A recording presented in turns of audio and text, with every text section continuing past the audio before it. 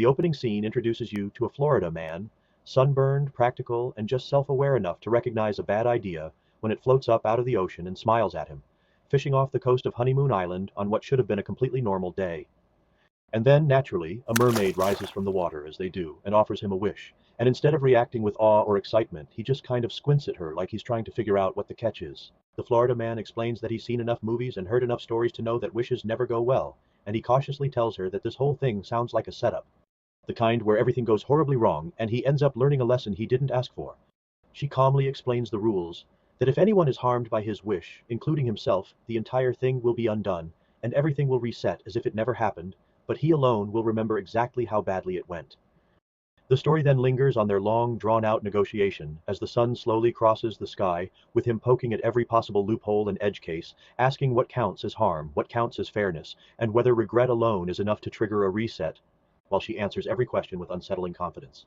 Eventually, after exhausting every angle he can think of, he asks if he can have a small test wish first, and when she agrees, he decides to test the system with something small, something harmless.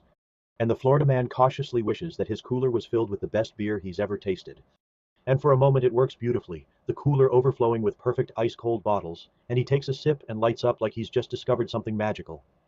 Only for the scene to abruptly cut to a struggling local brewery losing everything in a bizarre, unexplained supply chain disaster, followed immediately by the sound of a loud time reversal as the wish, having done harm, was reversed. And just like that, he's back in the boat, staring at an empty cooler, quietly muttering that okay, that was already worse than he expected. The mermaid says that was his only test wish. He must give her a real wish now, or she will become very cross with him. Trying again, we see him wishing for $10 million, carefully specifying that it's legal, clean, taxed, and harmless, and for a moment it seems perfect as his phone lights up with legitimate balances and confirmations. Until we cut to a pension fund quietly collapsing somewhere else, human lives unraveling in a way he never intended, and once again the scene cuts with the wish undo, time reversal. Now, visibly rattled, the Florida man shifts to trying to be a good person, wishing that every homeless person in Florida has food, shelter, and medical care, and we briefly see this beautiful transformation take place. Before the inevitable fallout calmly shows the strains on the system spreading elsewhere, breaking, resources depleting, and other people suffering in ways he never accounted for. And again we reverse, undo. At this point, the narration leans into the running gag, explaining that Florida man starts getting increasingly specific, stacking conditions into long, rambling, almost legalistic wishes, trying to outsmart the system with sheer detail.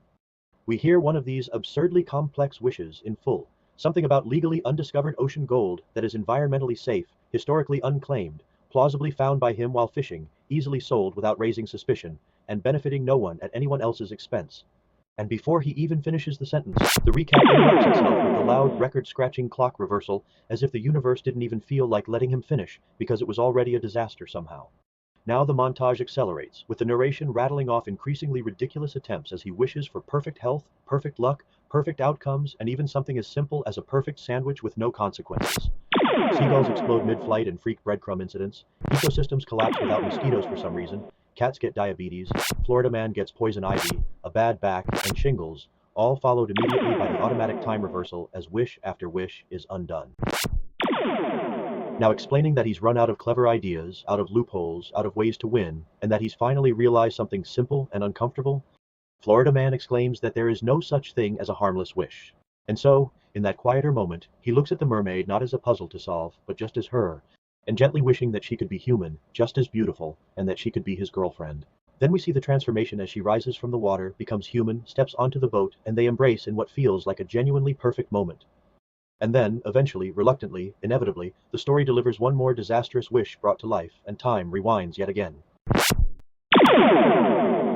With Florida man back in the boat again, and the mermaid in the water again, the tone shifts to something more human and messy as he blurts out coldly that he wishes she wasn't such a bitch, and she fires back instantly, "Yeah? I wish you weren't such an asshole."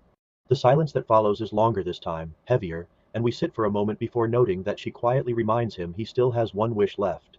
He takes his time now, no longer trying to optimize or protect the outcome, and simply admitting that he misses her and wishing that he had her back. And this time, there is no record scratch, no reversal, just a montage. We then witness a montage of their life together, doing distinctly Florida things, fishing, laughing, arguing, making up, small imperfect moments that feel real in a way none of the wishes ever did.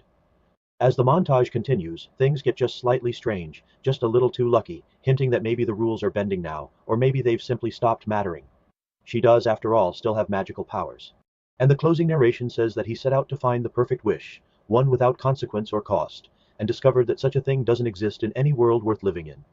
It explains that every wish carries risk, every change has a cost, and that even the best intentions can ripple outward in ways no one can predict. And here, in the atomic zone, we conclude that love, imperfect, unpredictable, and sometimes painful, might be the only wish that doesn't need to be undone. Because a world without consequence is a world without connection, and a life without risk is a life without meaning.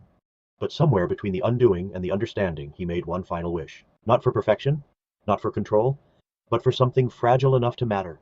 Unpredictable, imperfect, and somehow the only wish that doesn't need to be taken back, only in the atomic zone.